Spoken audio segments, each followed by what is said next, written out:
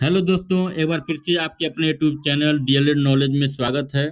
हम यहाँ पे प्रथम प्रश्न पत्र के कुछ क्वेश्चन लाए हुए हैं जो अति लघु उत्तरीय प्रश्न हैं और ये एग्जाम के दृष्टिकोण से बहुत ही महत्वपूर्ण है। इसमें करीब 100 क्वेश्चन का सेट है। अगर आप चाहें तो हम इसमें कुछ ही क्वेश्चन आपको बताएंगे। ठीक है। अगर आपको अच्छा लगा कमेंट में यस लिखिएगा तो आपको पूरा सेट जरूर मिलेगा। तो पहला क्वेश्चन यहाँ पे दिया हुआ है कि किस शिक्षा शास्त्री ने कहा है शिक्षा मनुष्य को पाशविक प्रवृत्तियों से ऊंचा उठाने का कार्य कार्य करती है। तो यहाँ पे सही आंसर हो जाएगा, ये कथन अरस्तु ने कहा था। ठीक है, आगे बढ़ते हैं। एवोल्यूशन ऑफ एजुकेशन थ्योरी सबसे इंपॉर्टेंट क्वेश्चन है, ध्यान रखिएगा। एवोल्यूशन ऑफ एजुकेशन थ्योरी नामक पुस्तक के लेखक कौन थे? तो इस पुस्तक के लेखक एडम्स थे। आगे बढ़ते हैं। तीसरा क्वेश्चन है, जॉन एडम्स ने शिक्षा की प्रक्रिया के क्या दो आधारभूत स्तंभ बताए हैं? तो यहाँ पे लिखा हुआ है कि जॉन एडम्स ने शिक्षा की प्रक्रिया के अध्यापक व छात्र दो आधारभूत स्तंभ बताए हुए हैं। आगे बढ़ते हैं। शिक्षा की प्रक्रिया में समाज का महत्वपूर्ण स्थान होता है, यह कथन किसका है दोस्तों? तो ध्यान दीजिएगा, यह कथन जॉन ड्यूवी का है। बहुत इंपॉर्टेंट क्वेश्चन है सारे। चलिए आगे बढ़ते हैं।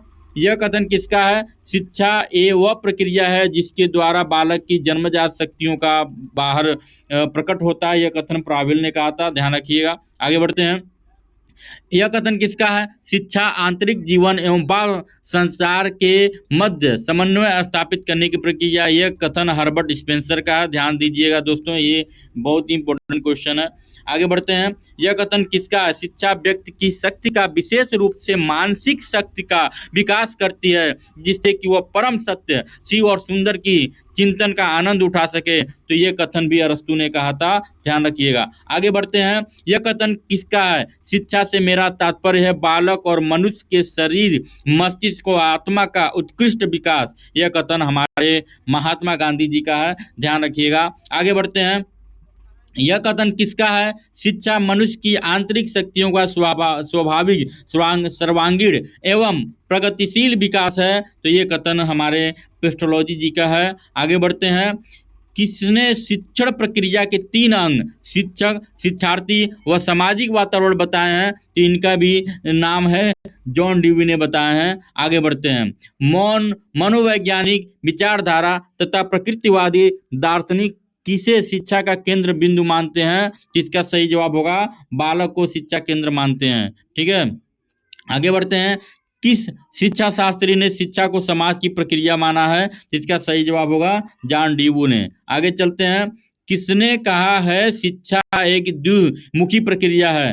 तो इसका सही जवाब होगा एडम्स। एडम्स ने कहा था एक द्विमुखी प्रक्रिया, लेकिन वहीं पर अगर त्रिमुखी की बात करेगा तो इसका जॉन ड्यूवी ने कहा था। त्रिमुखी में जॉन ड्यूवी हो जाएंगे और द्विमुखी में एडम्स हो जाएंगे। आगे बढ़ते हैं। चुंबक के समान शिक्षा में भी 2 ध्रुवों का होना आवश्यक है, इसलिए शिक्षा की द्विमुखी प्रक्रिया है, यह कथन रास का है, ध्यान रखिएगा। रॉस ने कहा था इसका। आगे बढ़ते हैं।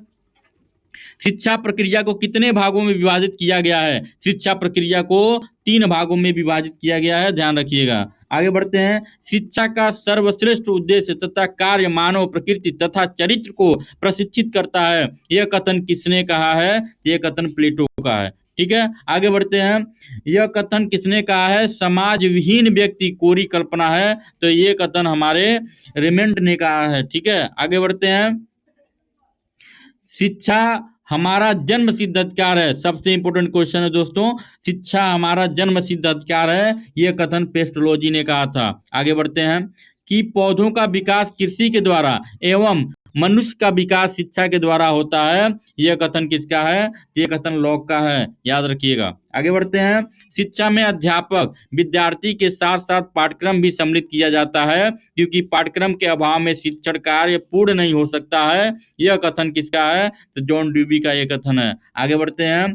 मानव जीवन के कौन कौन 2 पक्ष हैं? तो प्रथम शारीरिक, द्वितीय सामाजिक और तृतीय सांस्कृतिक, ये 2 पक्ष हैं, ध्यान रखिएगा। जो विचार जीवन निर्माण, मनुष्य निर्माण तथा चरित्र निर्माण में सहायक हो उन्हें ही शिक्षा की संज्ञा दी जाती है, यह कथन हमारे किनके हैं? स्वामी विवेकानंद जी के हैं। आगे बढ़ते हैं दोस्तों, पढ़ते जाइए, लाइक करते जाइए वीडियो को। किसने लिखा है? संगमरमर के पत्थर के लिए जो महत्वपूर्ण मूर्तिकार है वही आत्मा के लिए शिक्षा का है। तो एडिसन ने कहा था। बहुत ही अच्छा क्वेश्चन है। आगे बढ़ते हैं। बालक के विकास की कितनी अवस्थाएं होती हैं? 3 अवस्थाएं होती हैं, ध्यान रखिएगा दोस्तों। आगे बढ़ते हैं।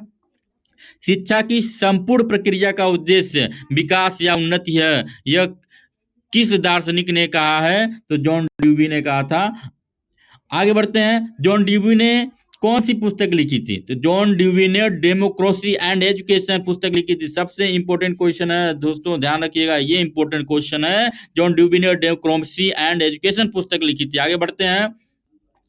शिक्षा के कार्य उत्तम नैतिक चरित्र का विकास करना है, यह किस दार्शनिक ने कहा था? तो हॉर्बर्ट ने कहा था। हॉर्बर्ट ने कहा था, ध्यान रखिएगा।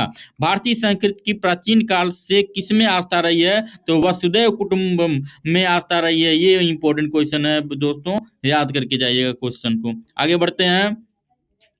शिक्षा व आर्थिक मूल्य नामक पुस्तक किसने लिखा है? जिसके जो सही लेखक हैं वो प्रोफेसर बागले ने लिखी है। आगे बढ़ते हैं। शिक्षा वह प्रक्रिया है जो मानव को पाश्विक प्रवृत्तियों से ऊर्जा उतारती है, किस दार्शनिक ने कहा है? तो दोस्तों क्वेश्चन रिपीट हो गया, अरस्तू ने कहा है। आगे बढ़ते हैं।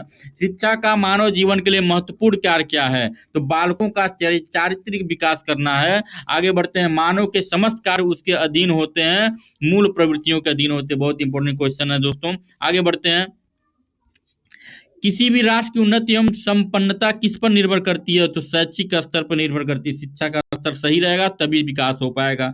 शिक्षा का प्रमुख दायित्व क्या है? शिक्षा का प्रमुख दायित्व राष्ट्र का निर्माण करना है। सबसे इंपॉर्टेंट क्वेश्चन है दोस्तों। मनुष्य के लिए शिक्षा की सबसे बड़ी देन क्या है? तो आत्मनिर्भर बनाना है, लोगों को आत्मनिर्भर बनाना है।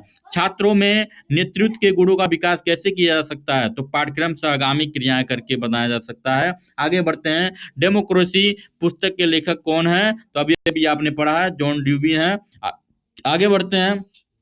जीवन की भौतिक शिक्षा का उद्देश्य भी व्यक्तित्व का उन्नयन, यह कथन किसका है? तो ये कथन हमारे कथन रॉस का है। आगे बढ़ते हैं। एजुकेशन वैल्यू नामक पुस्तक के लेखक कौन है? तो इस पुस्तक के लेखक प्रोफेसर बॉगले हैं। सामाजिक कुशलता का विकास शिक्षा का उद्देश्य किसने माना है? तो जॉन ड्यूवी ने माना है। आगे बढ़ते हैं।